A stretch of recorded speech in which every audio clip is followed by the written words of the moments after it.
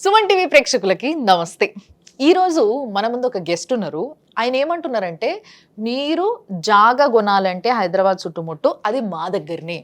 ఎందుకంటే అలాంటి ఆఫర్స్, అలాంటి ఒక బంగారం లాంటి భూమి మీకు ఎక్కడ దొరకదు, అది మా దగ్గరనే దొరుకుతుంది విత్ బెస్ట్ ఆఫర్స్.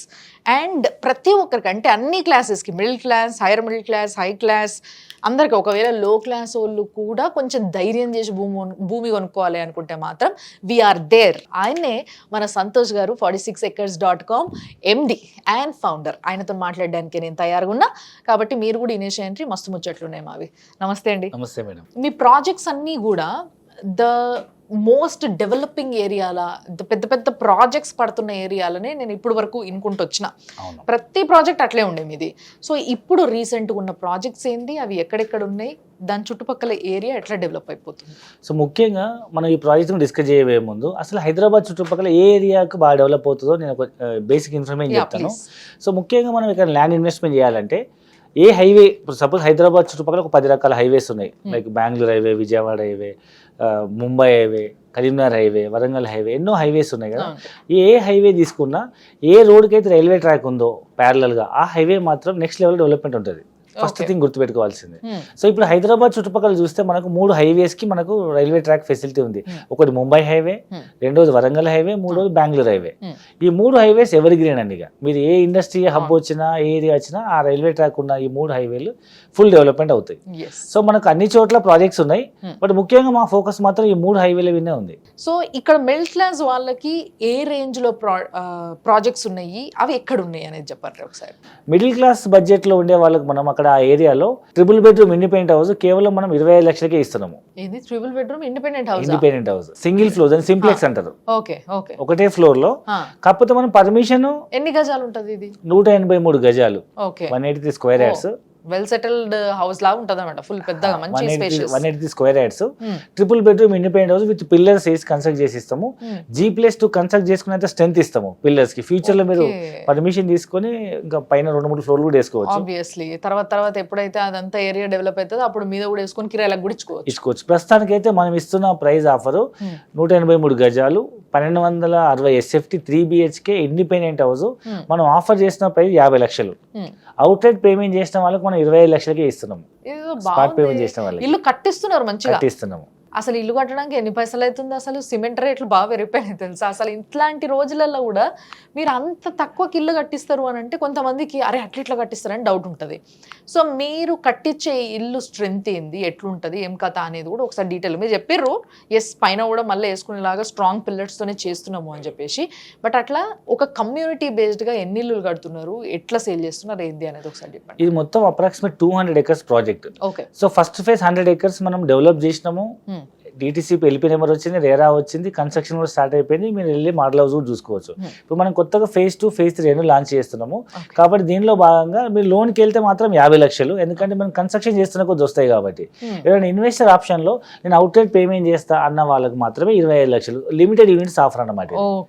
లేదు నాకు లోన్ రాదు, నాకు అంత సిబిల్ స్కోర్ లేదు, లేకపోతే నేను అంత డబ్బులు, నాకు అంత జీతం లేదు, బట్ మేము అందరం ఇంట్లో నలుగురం పనిచేస్తాము, మాకు పే స్లిప్స్ లేవు, బట్ మేము పే చేయగలుగుతాం అన్న వాళ్ళకి మేము ఈఎంఐలు కూడా ఇస్తున్నాము.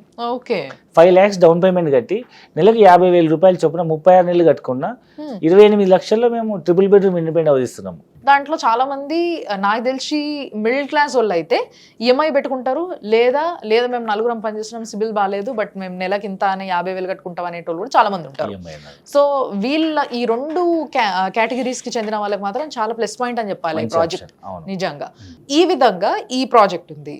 ఇట్లాంటి ప్రాజెక్ట్స్ ఇంకా వేరే మిగతా 2 హైవేలలో కూడా ఉన్నాయి అని చెప్పేసి చెప్పారు మీరు. ఇప్పుడు మనం ప్రెసెంట్ ముంబై హైవే గురించి మాట్లాడుతున్నాం, కానీ ముంబై హైవేలో నీమ్స్ వస్తుంది కదా, ఆ నీమ్స్ గురించి, నీమ్స్ చుట్టుపక్కల మాకు ఏం ప్రాజెక్ట్స్ ఉన్నాయో మనం డీటెయిల్ డిస్కస్ చేద్దాము. సో ఇప్పుడు ఈ నీమ్స్ అనేది ఒక డీటెయిల్ చెప్తే చాలా మంది నీమ్స్ అంటే చాలా మంది నీమ్స్ హాస్పిటల్ అనుకుంటున్నారు.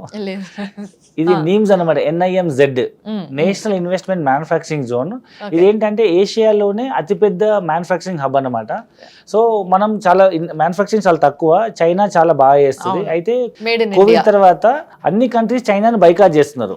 సో దాన్ని ఎన్కరేజ్ చేసుకోవడం కోసం మన Indian government make in India అనే పాలసీ ద్వారా ఎవరెవరైతే చైనా నుంచి వెళ్ళిపోతున్నారో అన్ని కంపెనీస్ ని వాళ్ళు స్పెషల్ స్కీమ్ కింద ల్యాండ్ అలొకేట్ చేసి ఇన్ఫ్రాస్ట్రక్చర్ ఇచ్చేసి ట్యాక్సెస్ ఎగ్జామ్షన్ ఇచ్చి అన్ని కంపెనీలు ఇండియాకి పిలుస్తుంది అనమాట. మీరు ఏదైతే ఇప్పుడు ముంబై హైవేకి ఇండస్ట్రియల్ పార్క్ వస్తుంది సెంట్రల్ గవర్నమెంట్ ఇచ్చింది అని చెప్పేసి అంటున్నారో, సో అందులో ఏమేమి కంపెనీస్ శాంక్షన్ అయినాయి అంటే రాబోతుంది అని చెప్పారు కదా, అది ఏంది మీకు తెలిసిన దాని గురించి డీటెయిల్స్ ఏంది? ప్రెసెంట్ మనం మాట్లాడుతున్న NIMZ అనేది so central government industry park అని చెప్పుకున్నాం కదా, అక్కడ ముఖ్యంగా ఆటోమొబైల్ సెక్టర్ వస్తుంది. Automobile and electronics and FMCG. So automobile తీసుకుంటే మీకు ట్రిటాన్ అని మీరు వినే ఉంటారు, US టాప్ కంపెనీ, టెస్లా లాగా పాత కంపెనీ, TRITON ట్రిటాన్. సో వాళ్ళు 21,100 కోట్లతో electrical truck and bus manufacturing unit start చేయబోతున్నారు. సో అది US టాప్ కంపెనీ. అదే విధంగా UK top company One Moto, వాళ్ళు మోర్ దెన్ ఒక 500 crores తో electric 2-wheeler and 3-wheeler and 4-wheeler manufacturing చేయబోతున్నారు. అండ్ దాంతో పాటు జర్మన్ సంబంధించినటువంటి లైట్ ఆటో, సో వాళ్ళు కూడా ఆల్మోస్ట్ అరౌండ్ 1,000 కోట్ల రూపాయలతో electrical EV vehicle manufacturing unit. And US సంబంధించిన another company auto light, so వాళ్ళు కూడా అరౌండ్ 1,500 కోట్ల రూపాయలు ఇన్వెస్ట్మెంట్ చేయబోతున్నారు ఓన్లీ EV వెహికల్ మ్యానుఫ్యాక్చరింగ్ కోసమే. దాంతో పాటు మన ఆర్మీకి సంబంధించిన DRDO డిఫెన్స్ వెహికల్ మ్యానుఫ్యాక్చరింగ్ వాళ్ళు ఆర్మీ వెహికల్ మ్యానుఫ్యాక్చరింగ్ కోసం సుమారు 1,000 కోట్ల రూపాయలు ఇన్వెస్ట్మెంట్ చేస్తున్నారు. అండ్ మీకు తెలుసు సదాశివపేటలో MRF టైర్ ఫ్యాక్టరీ ఉంది కదండి, అసలు పెద్ద ఫ్యాక్టరీ. వాళ్ళు ఏరోప్లేన్ టైర్ మ్యానుఫ్యాక్చరింగ్ కోసం సుమారు 1,000 కోట్లు ఇన్వెస్ట్మెంట్ చేస్తారు. ఏరోప్లేన్ నైలాన్ స్ట్రింగ్ తో తయారు చేస్తారు, అది స్పెషల్ ఫ్యాక్టరీ అనమాట. అండ్ ఇది కాకుండా మహీంద్రా వాళ్ళు కూడా వాళ్ళు ఇప్పటికి ఆల్రెడీ ఎగ్జిస్టింగ్ ప్లాంట్ ఉంది మహీంద్రా జహీరాబాద్ లో, వాళ్ళు EV వెహికల్ మ్యానుఫ్యాక్చరింగ్ కోసం సుమారు మళ్ళీ 500 కోట్లు ఇన్వెస్ట్మెంట్ చేస్తున్నారు. అండ్ ఇప్పుడు మనకు భారత సైన్యం మనకు ఇప్పుడు హిమాలయాస్ లో ఫైట్ చేసేటప్పుడు తీవ్రవాదులు పైనుండి వీళ్ళు కింద నుంచి ఫైట్ చేయడం వల్ల ఎంతో ప్రాణనష్టం జరుగుతుంది కదా. ఇప్పుడు వెమ్ టెక్నాలజీస్ అని గవర్నమెంట్ వెమ్ టెక్నాలజీ అనే ప్రైవేట్ ఆర్గనైజేషన్ తో కొలాబరేట్ అయ్యి డ్రోన్ ఫైటర్స్ డెవలప్ చేస్తున్నారు అనమాట. ఇక్కడ ఏదైతే కంపెనీస్ గురించి మీరు చెప్పారో దానికి వచ్చిన పర్మిషన్స్ ఏంది ఎప్పటి వరకు ఇవి స్టార్ట్ అవుతుండొచ్చు అంటారు, ఏమంటారు మీరు? సో ఇప్పుడు చాలా మంది ఇంకా అపోహ ఏంటంటే ఇవన్నీ వస్తాయి అంటారా, వచ్చినాయి అనుకుంటున్నారు. చాలా కంపెనీస్ ల్యాండ్ అలొకేట్ అయింది, ల్యాండ్ పూజ చేసుకున్నారు, కన్స్ట్రక్షన్ జరుగుతుంది. కొన్ని కంపెనీస్ ప్రొడక్షన్ కూడా స్టార్ట్ చేసినారు.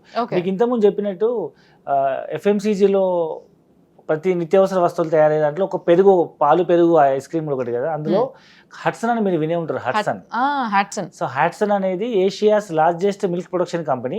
వాళ్ళు అక్కడ ఆల్రెడీ ల్యాండ్ అలొకేట్ అయింది, ఫ్యాక్టరీ కన్స్ట్రక్షన్ అయింది, దే ఆర్ ప్రొడ్యూసింగ్ ప్రొడక్ట్ తయారు చేసి ఏషియా మొత్తం సప్లై చేస్తున్నారు. ఆ ఒక్క ఫ్యాక్టరీ రావడం వల్ల చుట్టుపక్కల గ్రామాల్లో చాలా మంది మన పాడి పరిశ్రమ డెవలప్ అయిపోయి ఒక్కొక్కరు 5 నుంచి 10 గేదెలు తీసుకొని వాళ్ళు పాలు మిల్క్ సప్లై చేస్తున్నారు. సో FMCGలో అదొకటి అయితే, ఆటోమొబైల్ మీకు చెప్పాను, ఎలక్ట్రానిక్ రంగం తీసుకుంటే మీకు 24,000 కోట్లతో ఇప్పటివరకు వచ్చిన అతిపెద్ద పెట్టుబడి రాజేష్ ఎక్స్పోర్ట్స్ అని. ఇప్పుడు ప్రజెంట్ వాళ్ళు బెంజ్ కార్లకి టచ్ స్క్రీన్ సప్లై చేస్తున్నారు. వాళ్ళు ఇప్పుడు ఆమ్లాయ్ డిస్ప్లే డెవలప్ చేయడానికి. అది ఎట్లా ఉంటుంది అంటే ఇప్పుడు ప్రజెంట్ మనం ఓన్లీ మొబైల్స్ లో వాడుతున్నాము, ఫ్యూచర్ లో మన టీవీలు, మన ఫ్రిడ్జ్లకి మనం వాడుతున్న ల్యాప్టాప్స్, సిస్టమ్స్, సో ఇవన్నీ వచ్చినప్పుడు మీరు ఇమాజిన్ చేయండి. ఇప్పుడు there are 2 types of mentalities అండి, కస్టమర్ మెంటాలిటీ, ఇన్వెస్టర్ మెంటాలిటీ. అన్ని వచ్చిన తర్వాత నా కళ్ళతో చూసి నమ్మితేనే కొంటా అనే వాళ్ళు కస్టమర్స్. మాలాంటి ఎక్స్పర్ట్ చెప్పినప్పుడు ముందు చూపుతో వినిపోయి కొనుక్కునే వాళ్ళు ఇన్వెస్టర్స్.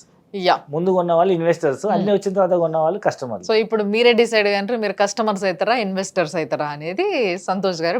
దీనికి ఒక బెస్ట్ ఎగ్జాంపుల్ ఏంటంటే ఢిల్లీ దగ్గర నోయిడా గురుగాం చెప్పొచ్చు.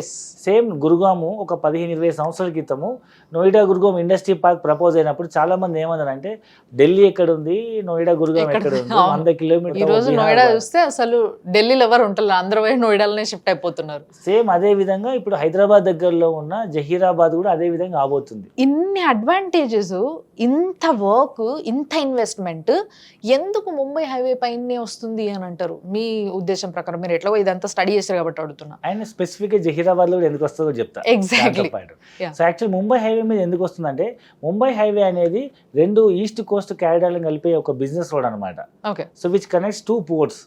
ఈస్ట్ లో ఉన్న వైజాగ్ పోర్ట్ ని, వెస్ట్ లో ఉన్న ముంబై పోర్ట్, 2 ports ని కలిపే కనెక్టివిటీ రోడే Mumbai highway. It's called NH65. అయితే ఉత్తర భారతదేశంలో కానీ దక్షిణ భారతదేశంలో కానీ ఏ వస్తువు తయారవ్వాలన్నా మనకు రా మెటీరియల్ రావాలి.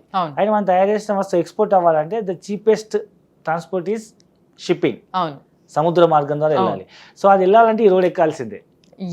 ఏదైనా ముంబై పోర్ట్, ఏషియన్ కంట్రీస్కి వెళ్ళాలంటే వైజాగ్ పోర్ట్ ఎక్కాలి, ఒకవేళ యూరోప్ కంట్రీస్కి వెళ్ళాలంటే ముంబై పోర్ట్ ఎక్కాలి. అండ్ జహీరాబాద్ లో ఎందుకు స్పెసిఫిక్ వస్తుందంటే, మీరు ఒక ఇల్లు కొనాలన్నా, అట్లీస్ట్ ఇల్లు రెంట్ కొనాలన్నా ఫస్ట్ ఏం చూస్తారు చెప్పండి? వాటర్ లేకపోతే వాటర్ ప్రాబ్లం ఉందా అడుగుతారు. మిగతా సెకండరీ. ఒకటి ట్రాన్స్పోర్టేషన్ ఉండాలి, రెండోది వాటర్ ఉండాలి. సో ఆ వాటర్ అనేది మనం ట్రాన్స్పోర్టేషన్ డిస్కస్ చేసినాం, వాటర్ గురించి డిస్కస్ చేస్తే ఉమ్, ఇల్లు గడవాలన్నా, ఆఫీస్ గడవాలన్నా, ఫ్యాక్టరీ వాటర్ లేకపోతే నడవదు. అవును. సో హైదరాబాద్ చుట్టుపక్కల ఎక్కడ కూడా వాటర్ రిసోర్స్ లేదు, ఉమ్, న్యాచురల్ వాటర్ రిసోర్స్ లేదు, um, um. Except Zaheerabad. Okay. Zaheerabad లో రివర్ ఉంది, Yes, the river name yes, is Manjira, yes. And దానిపైన ఒక డ్యామ్ కూడా ఉంది, సింగూర్ డ్యామ్. సింగూర్. సో భవిష్యత్తులో మరో కొత్త హైదరాబాద్ నగరం నిర్మించగలిగిన Hmm. సరిపడే అంత నీరు అక్కడ ఉంది. Absolutely right. Reason. Very nice. చాలా అంటే ఎంతో స్టడీ చేసి చాలా నాలెడ్జ్ ని కూడా షేర్ చేస్తున్నారు మీరు. So thanks a lot for that.